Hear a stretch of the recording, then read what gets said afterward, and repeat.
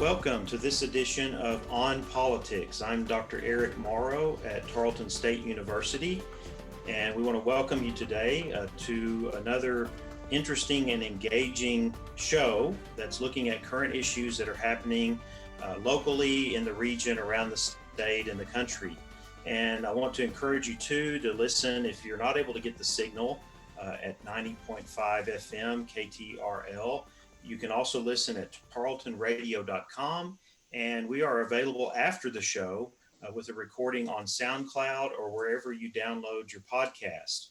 Also, be sure to follow us on Facebook. That's On Politics with Eric Morrow, where I upload related articles and other information on our shows each week, information about the interviews we conduct, and engaging articles that help to give you more information in engaging with the issues that we cover.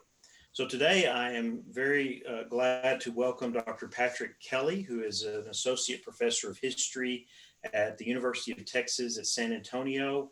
Dr. Kelly's joining us today because we are returning to an issue that we've covered in previous weeks, looking at some articles that were out there and other information on Civil War history, particularly related to statues.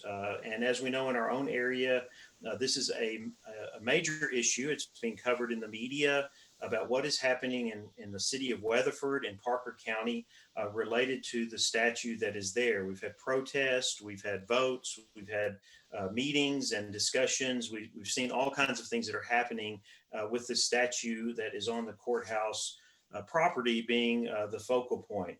Dr. Kelly comes to us with extensive experience writing academic work, scholarship in this area, having his PhD from New York University, having also been a lecturer in social studies at Harvard College and a visiting professor at Tufts, and now at the University of Texas at San Antonio. And if you look at his credentials, he has written much about Civil War history. He teaches Texas history, he teaches Civil War history, and we're just excited to have you with us today to be able to really dig into this issue and look at some of the dynamics, some of the challenges, not only right now what's going on, where this comes from, and what makes this such a controversial issue where you have significant and very intense engagement by a number of people in trying to either protect statues or to have them removed. So welcome, Dr. Kelly. Thank you. I could feel my street cred declining as you talked about my academic history. I just want to let everyone know I grew up in Austin. I'm a proud graduate of the University of Texas at Austin.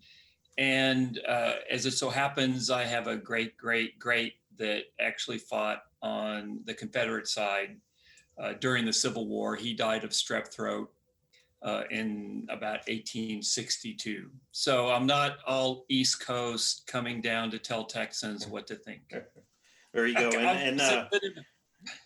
And well, we can understand that in this household. I'm a Baylor grad, and my wife is a UT grad, so I can understand and know that, and certainly having grown up in Texas myself, but have lived on the East Coast, I know that you can certainly combine the best of academia with that personal experience, certainly in this state, and be able to offer some insight. So I really appreciate you being on today to do that. Thank you for having me. I think one of the things that we are placed to start with this, and this is where sometimes in the conversation on these statues and in the debate about it, especially in public forums, that we don't see, and that's going back and looking at why these came to be. Why do we have these statues in various places, especially when we look at these that are somewhat generic? They're of a Confederate soldier. They're not necessarily identified as an individual, even though we have a lot of statuary across the South that's identified. But part of it is understanding what's the history. Why were these put there, and what was the intention by those who did that? Could you enlighten us a little bit on that? Well, over the last generation or so, there's been an intensive study on Civil War monuments and the significance of Civil War monuments. And there's a consensus that's developed around these monuments. First of all, As in Weatherford, which is, of course, the kind of the hot topic today, there was a spike in the building of Civil War monuments between 1900 and about 1920, the end of World War One. And historians have wondered why that is. It wasn't like there weren't monuments built before or 1900 or after 1920. The latest monument, I think, was built in 2011. But why during those 2 decades? And the historical consensus is this, that what you had by 1900 was the implementation of Jim Crow laws that created a strict segregation between African Americans and whites. This it happened at different times in the South, but let's just say as a marker, by about 1900, something that we're all aware of, the separate water fountains having to ride in the back of a railroad car, that had become implemented. Also, African Americans had largely been stripped of their voting rights, rights that had been earned by African Americans and recognized in the 13th, 14th, and 15th Amendments. So the historical consensus now is that the building of Confederate monuments after 1900 is kind of a visual representation of the white supremacy that had taken place legally about this time after the Reconstruction era, in the decade or so after Reconstruction, when African Americans still had some voting rights. So this is the consensus now. It's very interesting that there's this spike during this period. Also, this is a side issue and it's not such a hot issue. It's just kind of interesting. There was a Civil War monument industry in Texas. There was a man by the name of Frank Teich, who actually is the father of the Texas granite industry. He discovered granite outside of Llano, but it was an industry as well. And in many cases, as in the case of Weatherford, the agent behind the building of these monuments were the Daughters of the Confederacy. And what had happened is that Daughters of the Confederacy, this is what historians argue, and I think it's very convincing, they had decided that they were going to shape the memory of the Civil War, that they were going to be active agents in creating a remembrance of the Civil War that had nothing to do with African Americans, that had nothing to do with slavery. So a fairly benign memory of the Civil War. And again, this is key, the timing, it's post Jim Crow. So you had throughout Texas, and this was a way that also white Texas women could go into the public sphere. That they could become political at a time when women were really supposed to be at home because of this idea of domestic sphere versus public sphere. So you had United Daughters of the Confederacy, which I think is true in the case of the Weatherford statue, which, by the way, I think wasn't built until the 1920s. But nonetheless, it was started around this time, creating this benign memory of the Civil War that erased the memory of slavery, that erased the memory of treason, states leaving the Union because they were unhappy about the outcome of a lawful election. And I think it's also very significant that these statues are, as the one in Weatherford, they're in front of courthouses. And basically, this is the consensus. It's a consensus that I agree with. What you had was, this was saying that African Americans would not have a fair shot at equality before the law. Because even today in Weatherford, if you're African American, you have to walk by the statue of someone who was fighting to keep slavery alive. And so the location of these statues in front of courthouses is also a very important signifier of white supremacy in the era of Jim Crow. On that note too, and then because that would help us to see how these become so polarizing if that motivation was there. I think when we look at it and we kind of bring that forward, and if you have those connections of those that are opposed to the monuments with their what they symbolize or what they stand for or the era that they stand for, I think one of the things I've struggled with, and I've tried to maybe explain this, and with my limited background as somewhat of an identity issue of people who identify with that, not so much maybe with their understanding of the past and the Civil War and so on, but with this is where I grew up. This is something that has been memorialized. Some would go off into I've had friends and colleagues who grew up in Texas saying, that lost cause ideology influenced them. I didn't have that in my upbringing as much. I think it was in my family, but I wonder if you had some insight into that then as to how these different groups, either for or against, keeping or removing, and how they're really connecting with this. Another way, I think one question I had raised weeks ago was, if the statues could speak, if people could hear what the particular views or ideology of that person was today, would they still associate with that? And what does draw them to that and connect them to that? Well, growing up in Texas, I know the feeling of identifying with the Confederacy. I think Faulkner said something like William Faulkner, that for every young white male, Pickett's charge is something that you think about, and it's kind of very exciting. But I know that experience of identity being fused with the Confederacy. But what anyway is, and I kind of dug deeper into it, and looked deeper into it, and I think also matured a little bit as a citizen. They're just issues that you can't escape. You can't escape slavery. You can't escape white supremacy. You can't escape Jim Crow. And so I understand how identity gets fused with this vision of history because I felt it myself.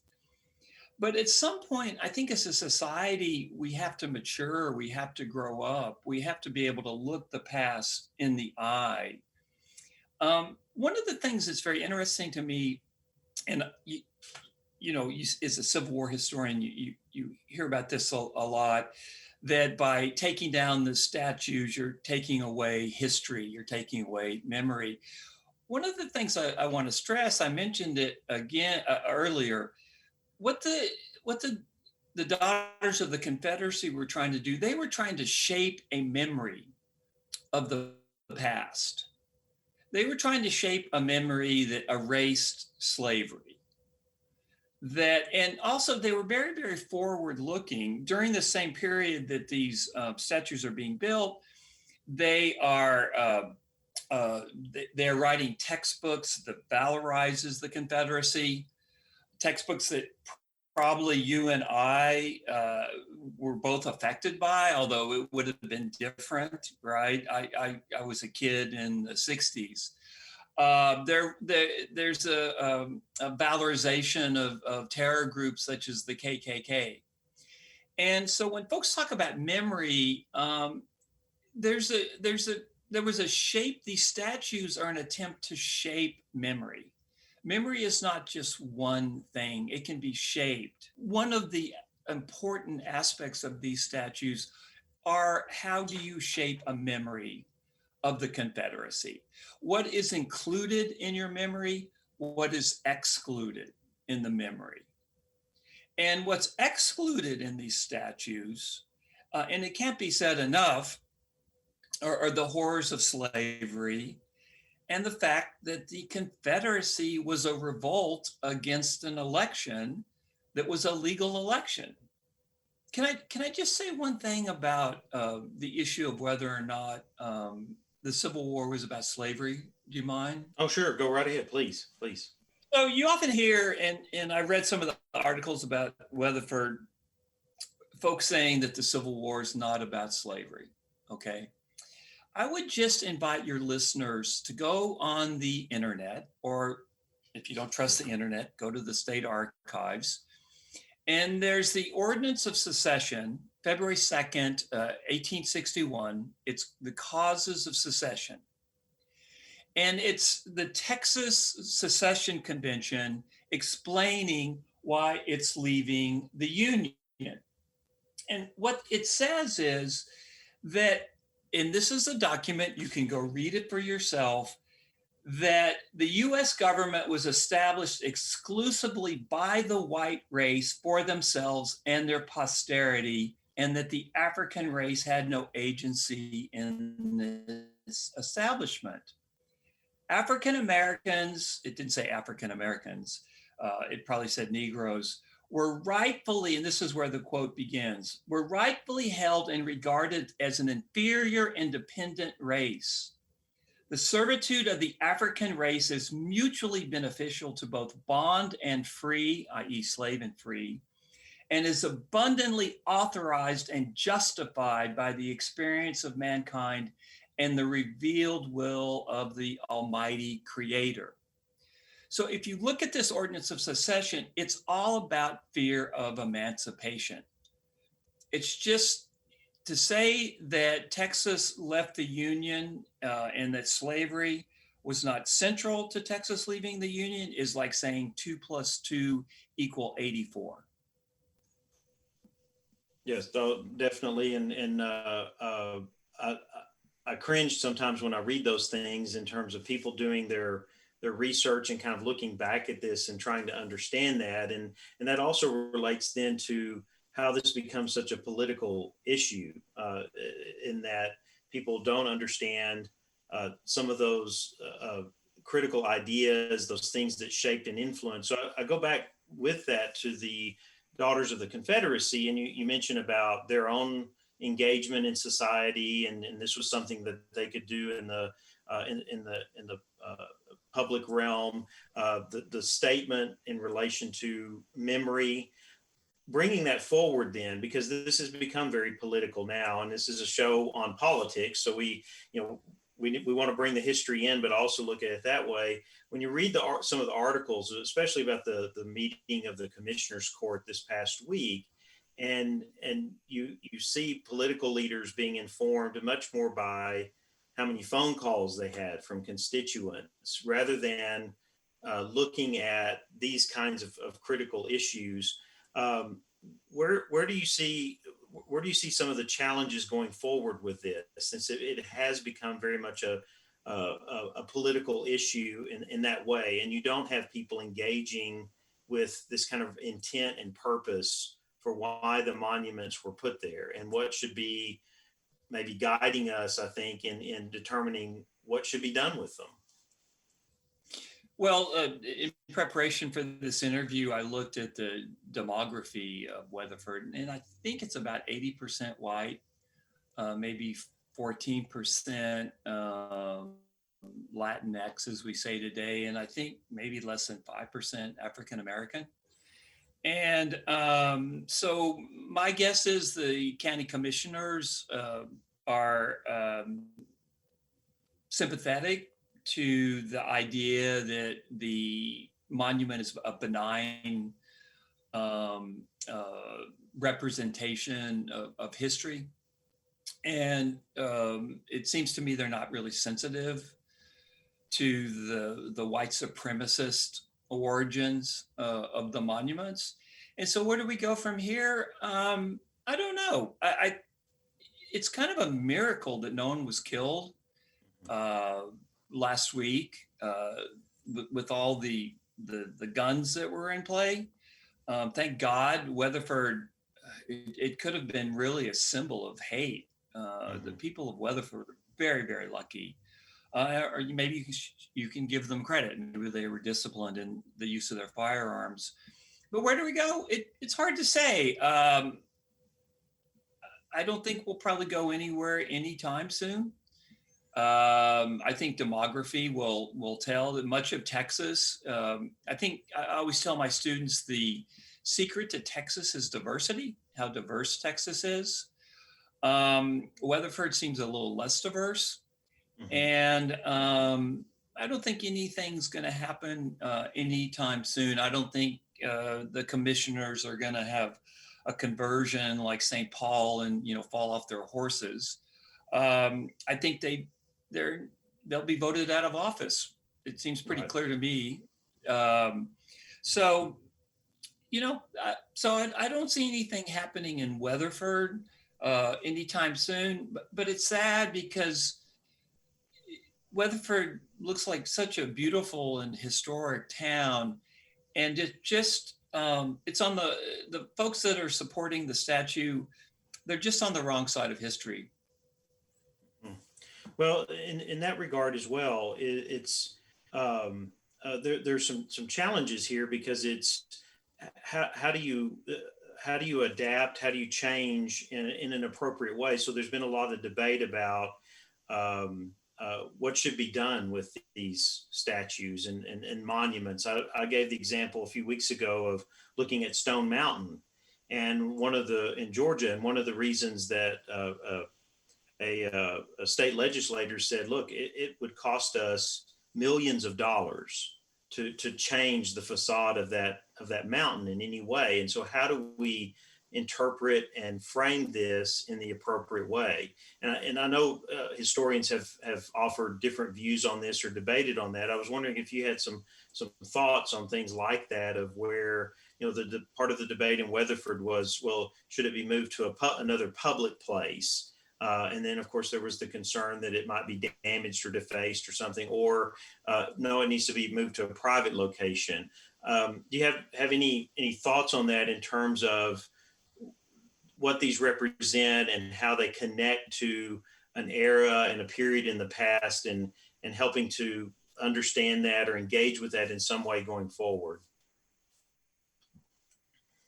Well, I do have a lot of expertise, but I don't know how much it costs to remove these things. It seems like they get removed all the time, though, these days. Right. And so it seems like it could be done. The I know there was an issue about ownership. Who owns the statues? Is it the county or the daughters or whatever? But what happened in San Antonio? There was a Confederate statue that was moved to a Confederate cemetery. And it was kind of sweet. The HE Christmas tree was put on the pedestal where that statue was. And I don't know if this is true, but I would guess there's a Parker County Historical Society. The statue could be moved there. It could be used to facilitate a discussion with the kids in public school in Weatherford about questions about memory, about slavery, about the Civil War. I have to say, I don't think it would be that expensive. It's just a question of will. And right now, it's clear that the will is not there. Yes. I see that. It reminds me, in 2008, I was in Russia, and spent some time in Moscow, and then in a few other places. It went to Ekaterinburg, which is in the Ural Mountains. And in Moscow, Right. after the fall of communism, all of the things related to Lenin, and much of the Soviet era, the monuments, those were all moved. They were thrown into graveyard. They had what we call statuary graveyards, where they just put it all in there, or they went to museums. I Right. went to Ekaterinburg in the Ural Mountains, and here is a place that kind of prides itself in bucking what Moscow tells it to do. And this came from the words of the governor there. But all of the statuary, the statue of Lenin is still there. The great symbol for the Great War is still there. All of the Soviet era monuments, but in asking people about this, it's a kind of an issue now where they have those things there, but they do as they've always done, and they just ignore them. When they were put there to begin with, there was already animosity and so on, and so it never really they've had some discussion and debate about removing them, but it's a part of a square now, or it's the statue of Lenin, or where all the young people come out at night and smoke cigarettes, and just and socialize. In this issue, I don't see this happening in that way. I mean, the fact that there was not the presence there when these were put in place that would have created tensions at that time, is that now we're looking at an era of time in our country where, when these issues of racial justice come to the forefront, these monuments and statues come back into the debate. And sometimes we see, as we've seen in the months past, where things have been pulled down in places or moved, and then other places not. And I just wonder, from my perspective on the political side of it, and maybe the cost too, is that this is ongoing. I mean, we're just going to see this come up and up again, and maybe even more frequently. And it's going to be a tremendous source of tension within communities that, as we see in Weatherford, may be exacerbated by groups coming in from outside and making it a focal point because they're trying to get something accomplished. I don't know if that assessment. I was also struck by the role of social media in ginning up the controversy and the tension over this. But this is my guess, and this is someone that again grew up in Texas. I think most whites walking don't even pay attention to that statue, right? I don't think they go and pray to it or anything like that. But again, if you're African American and you're on trial, or you're going into the courthouse and you see a statue of someone who presumably was fought to keep you enslaved, you're not going to ignore the statue. So I think what's happened is that whites were able to kind of ignore the statue for a century since it was built. But I think if you're non-white, even Mexican American, it's much more sinister, right? I think for whites it's benign, and for non-whites it's sinister. And until the white community can understand why a statue like that would look sinister to non-whites, I don't think there's going to be much forward movement. And I think in many cases, in this case in particular, demography is destiny. Weatherford is so overwhelmingly white. And my guess is that a large percentage of the whites, I don't want to say everybody, is sympathetic to the memory of the Confederacy, or at least indifferent. And then now it's gotten entangled with the politics of the day, right? With the presidential election.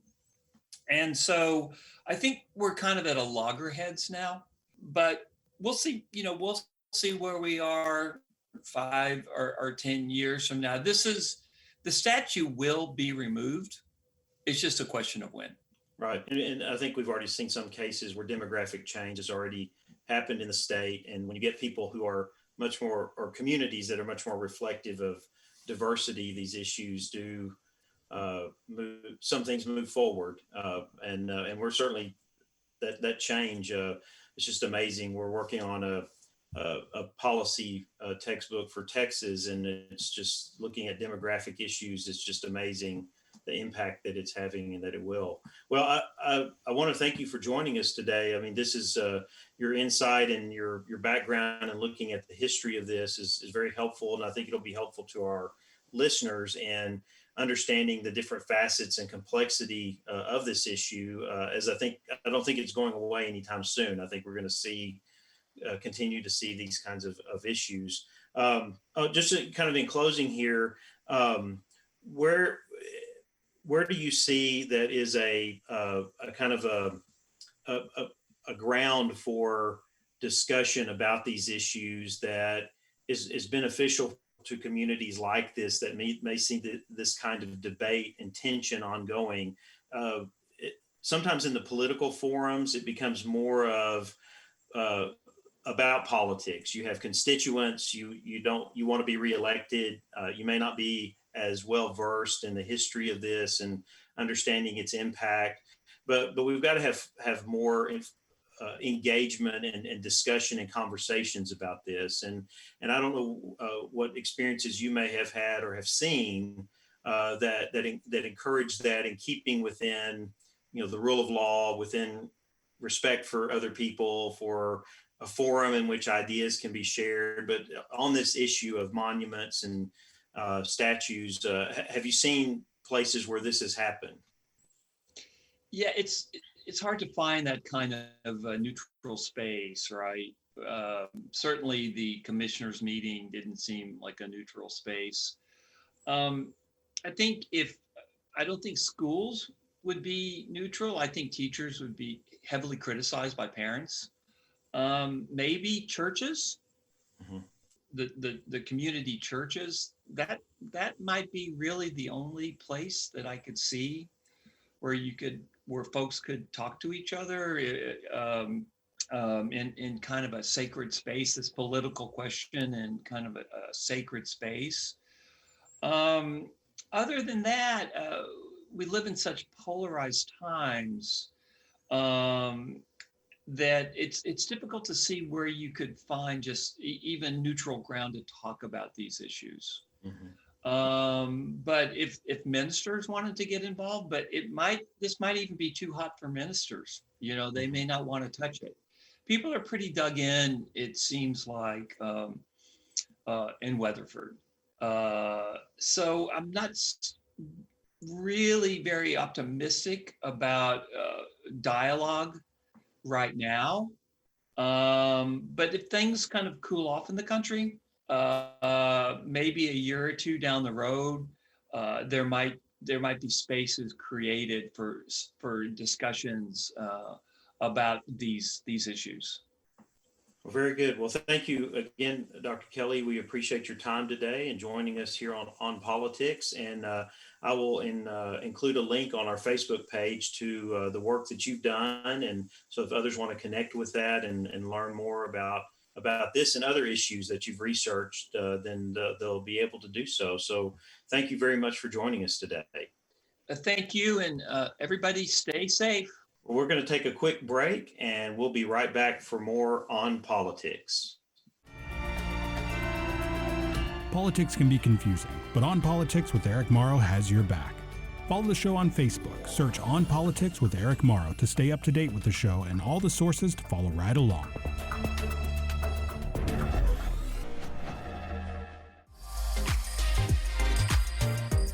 Ever find yourself wishing you didn't have to miss your favorite radio show?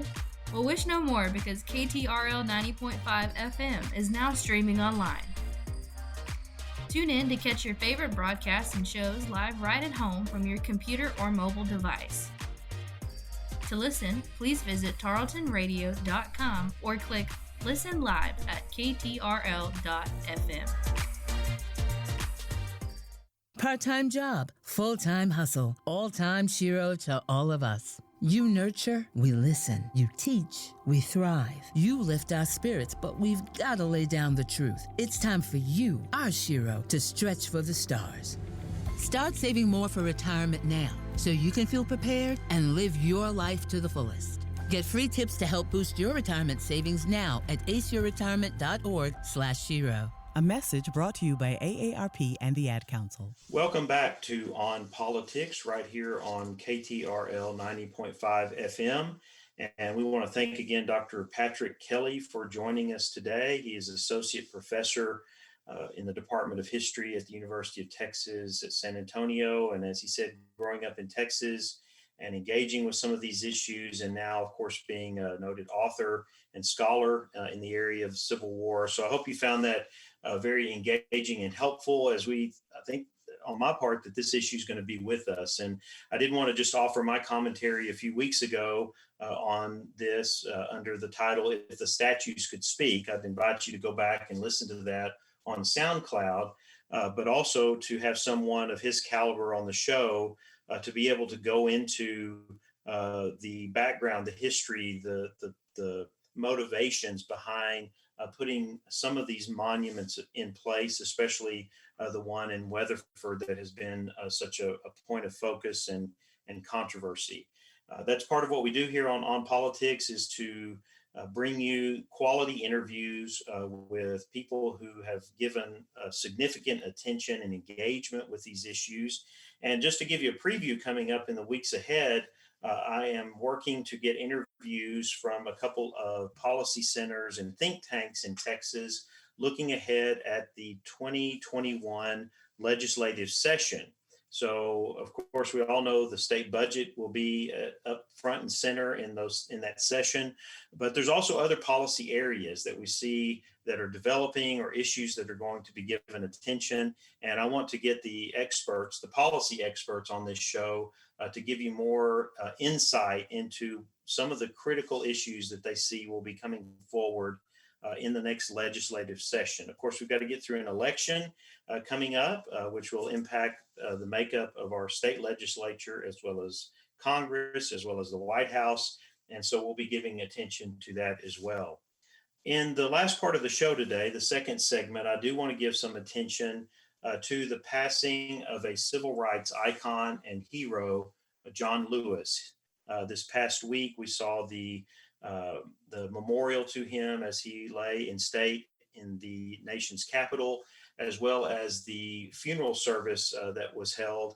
And there's a couple of things that I wanted to bring to your attention, and just reflecting on the life of this man that I have admired very much in terms of his service, in terms of his commitment, in terms of his spirit, his love of this country, but also his love of freedom and equality.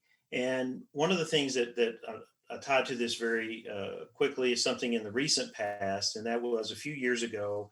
I was able to take a group of faculty and students on a Study US program where we went for a week. It was spring break, and we went for a week and stayed in Atlanta. And while we were there, we visited the National Center for Civil and Human Rights, which I would encourage you to do. It's right downtown Atlanta. It's an amazing place that focuses on the civil rights era in this country, the challenging time that it was, the critical issues, the sacrifices, the engagement of people all over this country, and especially African Americans, especially someone like John Lewis, who worked alongside Martin Luther King and others to advocate for civil and voting rights. But also, we had the opportunity to go to Selma. And in Selma, with the group, we visited the National Voting Rights Museum, which was a unique opportunity, not only to visit the museum, but the curator of the museum was a young boy at the time of the March to Selma. And so he had just this amazing memory of those events and the opportunities that he had as a young boy, and then growing up around the people and the leadership of that time period. We also, in our time there, not just in Selma, but in Atlanta, we met with and had dinner with Shirley Franklin, former mayor of Atlanta, who has been to the Tarleton State campus for our civil rights commemoration a few years ago. And she's just a dynamic personality who was in Washington, D.C. For the March on Washington when Martin Luther King, John Lewis, and many others spoke there. But one of the things in connecting this to John Lewis was the opportunity to walk across the bridge. And if you saw the video the other day, and if you haven't seen it, I would send you to that on the internet, is to look for the crossing of the bridge where the horse and the carriage that was carrying his coffin draped with the American flag that crossed the bridge. And here, as John Lewis, one last time, as he has done for so many years, to commemorate the March to Selma and the Bloody Sunday, where his skull was cracked, where he was beaten, as he and others started that march to advocate for voting rights. And it was just a beautiful day. It was a beautiful setting, and it was very, very powerful to see that horse and that carriage stop middle of the bridge, which has a very beautiful view, by the way. And to know, when I looked at it, I was not only thinking about John Lewis, I was thinking about things that he's written and things that he's done, but I was thinking about I've stood there and stood there to purposefully and intentionally in order to connect myself in what limited way that I could. Okay, not, I didn't grow up there. I wasn't there when the march happened. So connection is much more through reading and through experiencing, but actually being on the place, which many would say is sacred ground.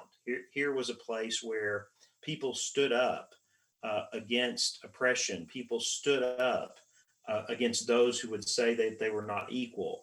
And people marched in order to have the right that is guaranteed them by the Constitution, and the right to engage politically and to vote.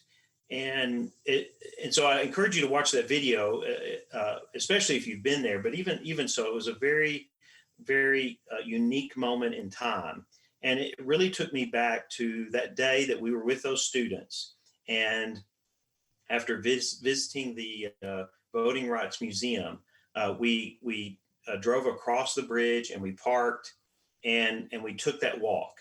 We walked over that bridge across to the point where those marchers were met by police officers at that time, who were ordered to stop them, to not let them continue. And of course, we know the story. If you don't, you need to learn about this, because it is a turning point in the civil rights movement that led to the passage of the Voting Rights Act.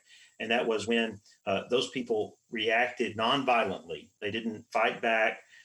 They stood their ground. They ran. They moved away from the force that was being used against them. And this event was captured on television. There were reporters and TV cameras there, and broadcast not just around the nation but around the world. And this led to thousands of people flooding into Selma and Montgomery in order to support what was happening there, and thus to put pressure on not just the state, but the federal government to move forward with the passage of the Voting Rights Act. John Lewis was at the front of that. And that really, in addition to speaking with Martin Luther King on the March on Washington, his leadership of the Student Nonviolent Committee, these things really thrusted him as a young man in his early 20s into the front lines of the civil rights movement. And since that time, he has carried that torch. He has been, not just as an advocate and as someone engaged in the struggle for civil rights, but of course being elected eventually to Congress and the House of Representatives, serving 17 terms in Congress, and always being one that was in the forefront of the fight for equality. And so I bring that to our attention today. And one of the reasons why I do this is I look back, and one of the things that we all are shaped by is our education as we're growing up, our what we learn in school, in grade school, and moving into high school, and even into college. And I have to admit that the civil rights movement itself and people like John Lewis were people that I was not engaged with until later in my life. And one of the reasons for that, and I this is where I issue a note of caution, but advice and encouragement to all of us, is that I look back at the education that I had, and I would say at this point in my life that a lot of that was not stressed as much as it should have been. There was not enough attention given. And of course, I was in grade school within a decade after the height of the civil rights movement, in high school in the early 80s. But even in that period here within 15 to 20 years, the attention was just not given to how significant this was in the history of our country. And of course, as someone that has continued on with my education and has engaged with these kinds of issues, I've been a student of politics and religion and politics and other areas. This has become more and more real to me in that this has to be a critical part of the education of any person, any child, any young person in this country, just simply because of what it helps us understand about the struggle that we have had to see equality and freedom for all. I think I grew up in an era when it was just accepted that that was there, there wasn't a lot of controversy or debate about what has happened in the past, and there wasn't a lot of focus on the struggle. It was, hey, we have these ideals, they're available, and in the sense that as you grow up and you're socialized by these, what you learn and so on, that well, it's been that way. It's always been that way, and it's not. I think when we really engage with the history of this country, we begin to see that we were very far from the realization of those ideals in the late 18th century, and that we started to move, and we struggled and we struggled. We began to make significant progress in this country in the 1950s and 60s. We've made a little more progress since then, but I think as we see with some of the issues today in terms of racial justice, other challenges that are going on in our society, other structural issues that are there, that as we've talked about with the monuments, I mean, an African American walking into a courthouse and having to pass a symbol of a war that was fought primarily over slavery. I think that in and of itself shows us that there are things that we have not dealt with, that there are issues that we have not confronted about our history that are obstacles to freedom and equality and justice for all people. And so what I'm saying in this and coming to this is that this time over the past week and reflecting on John Lewis, on reflecting on the things that he accomplished and did, and just the heroic effort he made on behalf of civil rights, it has really affirmed to me our need to be much more engaged with that era of our history. Because then it helps us to really look further back and understand the struggle, the challenges, the issues that have been in front of us, many of which are still there that we need to confront and that we need to address, and to do it in a way that respects those ideals, recognizing the human dignity and the value of each person, no matter what their race, being able to sit down together and dialogue about what these things mean for each of us individually and how that impacts our communities. Those are very critical things that we need to do. We have to do in order to get beyond some of these things that we still continue to struggle with. And I think John Lewis really left us to do that task. He left us in his parting words. And I would encourage you to read some of the things he has written.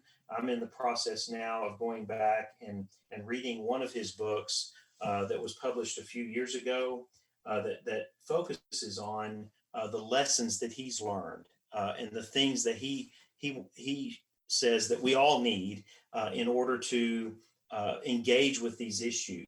The book Across That Bridge, Life Lessons and a Vision for Change. But before he passed, he penned an editorial that was published this past week. And I think the final words of this editorial really kind of encapsulates some of the things, the charge that he gives to us and the work that is still left to be done.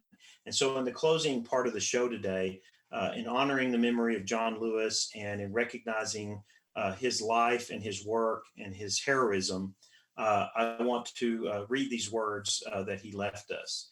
This is his editorial that he wrote entitled, "Together You Can Redeem the Soul of Our Nation." And these are the final three paragraphs. You must also study and learn the lessons of history because humanity has been involved in this soul-wrenching existential struggle for a very long time. People on every continent have stood in your shoes through decades and centuries before you. The truth does not change, and that is why the answers worked out long ago can help you find solutions to the challenges of our time. Continue to build union between movements stretching across the globe because we must put away our willingness to profit from the exploitation of others. Though I may not be here with you, I urge you to answer the highest calling of your heart and stand up for what you truly believe.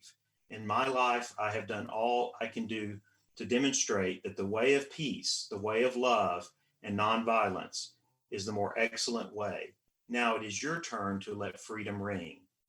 When historians pick up their pens to write the story of the 21st century, let them say that it was your generation who laid down the heavy burdens of hate at last, and that peace finally triumphed over violence, aggression, and war.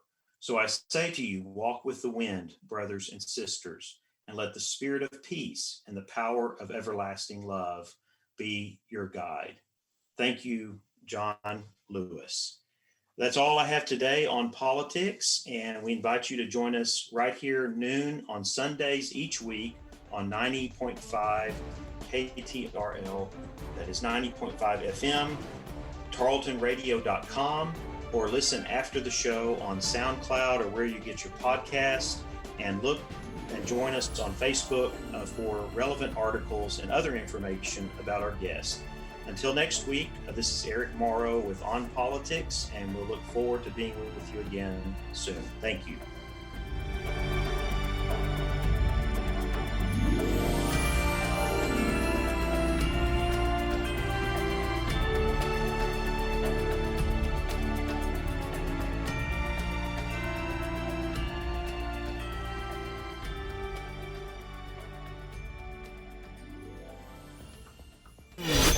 This has been a Tarleton Radio Network podcast with production from AJ Heyer and Taylor Welch. Find more great shows by searching Tarleton Radio Network wherever you get your podcasts.